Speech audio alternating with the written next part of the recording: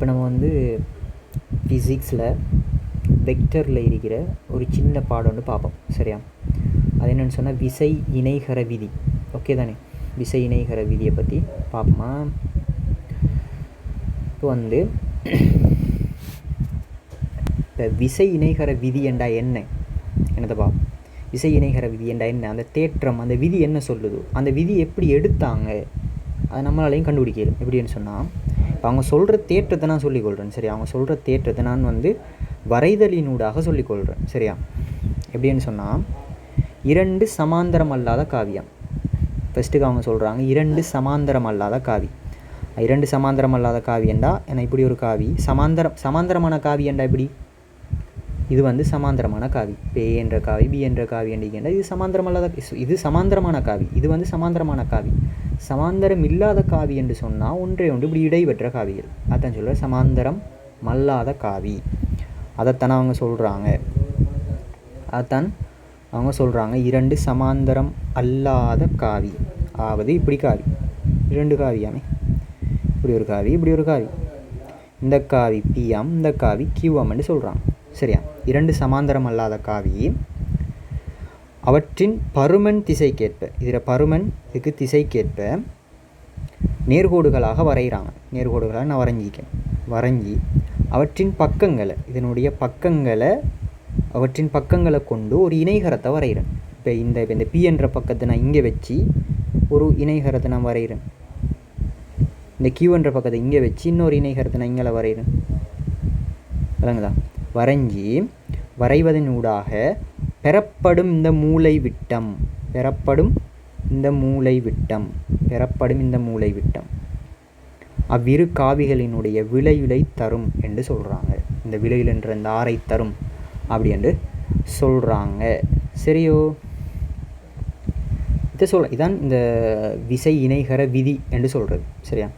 இது எப்படி இவங்க இப்படி சொல்கிறாங்கன்றதை பார்ப்போமா? அதுக்கு முதல் எல்லாருக்கும் தெரிஞ்சிருக்கும் காவி முக்கோண விதி.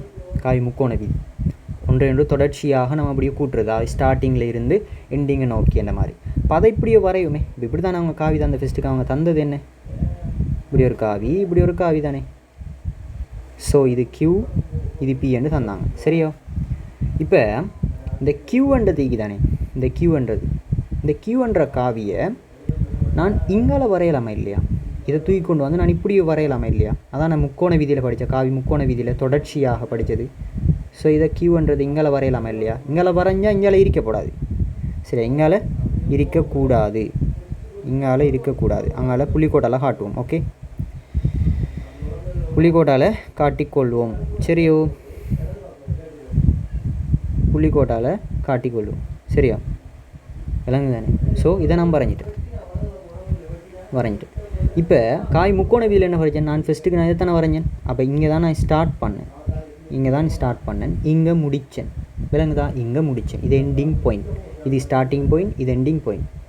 இப்போ காய் முக்கோண விதியில் என்ன, ஸ்டார்ட்டை நோக்கி எண்டிங். ஸோ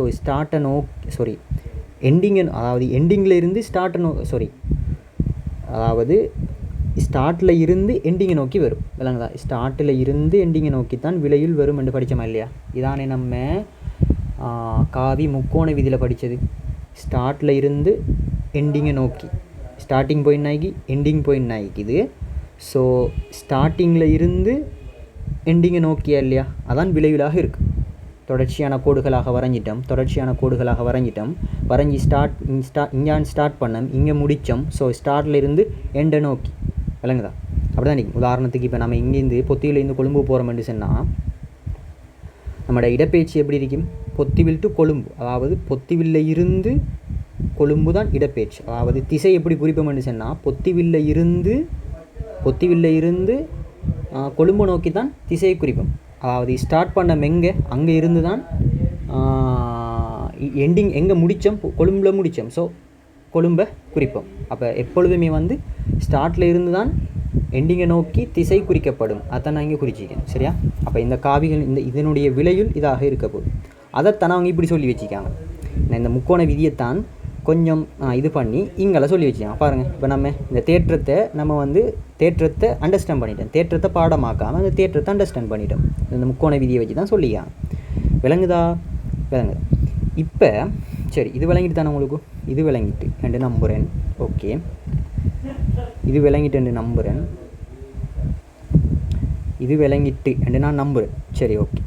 இப்போ அடுத்தது இதனுடைய விளையுள் இந்த ஆரிகள்லையே இந்த ஆரை நம்ம கணிக்க போகிறோம்.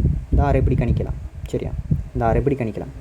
அதுக்கு ஒரு அமைப்பொண்டு செய்கிறேன். நான் அமைப்பொண்டு செய்கிறேன். இப்படி ஒரு அமைப்பொண்டு செய்கிறேனே, அமைப்பொண்டு செய்கிறேன். அமைப்பொண்டு செய்கிறேன். விளங்குதா? அமைப்பொண்டு செய்கிறேன்.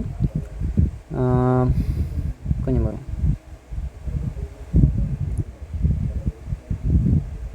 ஓகேண்ணே, அமைப்பொண்டு செய்கிறேன். இப்போ இதை நான் கொஞ்சம் இந்த கோடை கொஞ்சம் நீட்டி இப்படி நான் ஒரு முக்கோணி மாதிரி ஒன்று வரைஞ்சிக்கிறேன். சரியா, கோணி மாதிரி ஒன்று வரைஞ்சிக்கிறேன். சரியோ, கோணி மாதிரி ஒன்று வரைஞ்சிக்கிறேன். செங்கோண முக்கோணி மாதிரி ஒன்று. ஓகேண்ணே, ஓகே. வரைஞ்சிக்கேன் செங்கோண முக்கோணி. ஸோ அடுத்தது இப்போ என்னென்னு சொன்னால், இப்போ வருவோம். இப்போ வந்து இது கியூ, அதே மாதிரி இதுவும் கியூவா இல்லையா? இதுவும் கியூ, இதுவும் கியூ.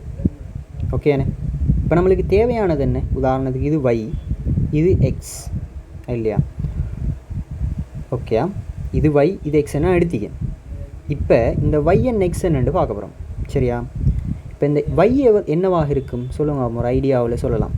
அதாவது இந்த கோணம் வந்து இவ்வளவு கோணம் வந்து தீட்டா. சரியா, இந்த கோணம் வந்து எக்ஸ்ன்னு சொல்லுவாங்க, எக்ஸ். சரியா, இப்போ இந்த கோணம் தீட்டாண்டா இந்த கோணம் என்ன? இது என்ன சொல்லுங்கள், இது என்ன? ஒத்த கோணம். ஏண்டா இந்த சமாந்தர கோடு இந்த சமாந்தர கோடு ஒத்த கோணமாக இல்லையா? ஸோ இதுவும் தீட்டா. 9ஆம் ஆண்டில் படிச்சிக்க மொத்த கோணம், இதுவும் தீட்டா. இப்போ இந்த வையை இந்த தீட்டா சார்பாக சொல்லலாமா இல்லையா? இப்போ நம்மளுக்கு இந்த கியூ தெரியும். சரி, இந்த கியூ தெரியும், அதே மாதிரி இந்த கோணம் தெரியும்.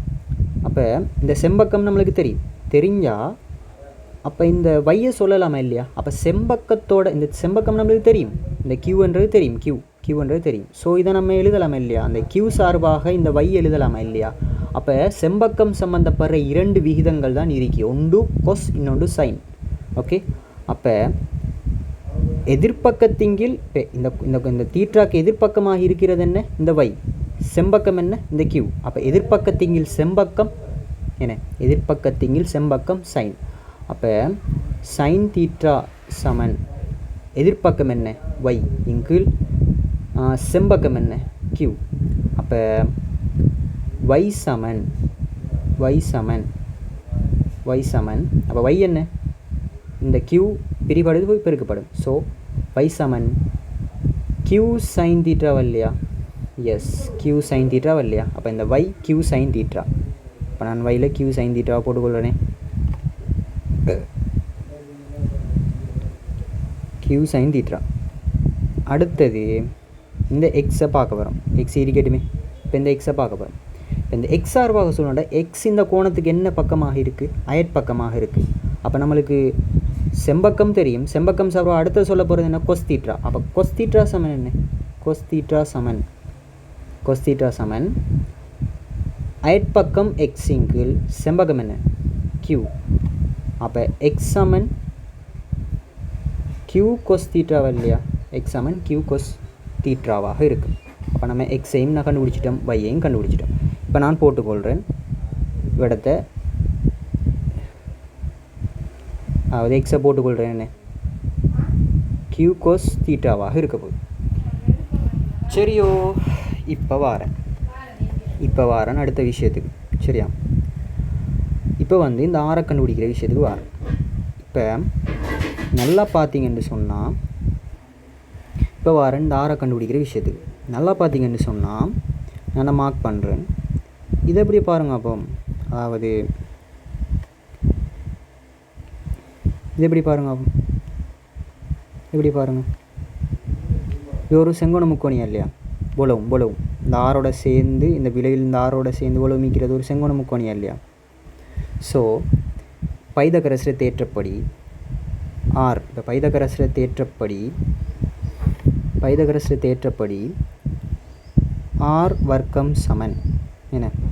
ஆர் வர்க்கம் சமன் பி ப்ளஸ் கியூ கொஸ் தீட்ரா